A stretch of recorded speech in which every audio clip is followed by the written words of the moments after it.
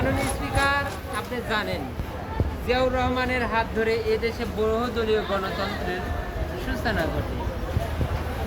আমি আমার পারিবারিক শিক্ষা এবং মেধায়, আমার জ্ঞানে বিশ্বের বহু দেশ আছে গণতন্ত্র ছাড়া। মাননীয় স্পিকার, আমরা যদি সে দেশগুলোকে লক্ষ্য রাখি, সে দেশে গণতন্ত্র নেই। আমরা আমাদের দেশে গণতন্ত্র এমন এক পর্যায়ে গেছে যা মারামারি, হানাহানি আর কাটাকাটিতেই ব্যস্ত আছে। শুধু নিজের পকেট ভরা আর ঋণ শোধ করার এক মহা উৎসব। আমরা এগুলোকে বাতিল করতে চাই।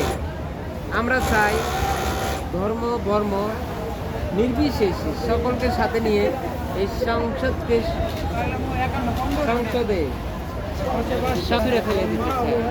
আমরা লিখতে চাই নতুন করে সংবিধান। মাননীয় স্পিকার, আপনি ভেবে দেখবেন। এটা হলো আমাদের স্পিকার, আমি ক্যামেরাম্যান, ডেপুটি স্পিকার।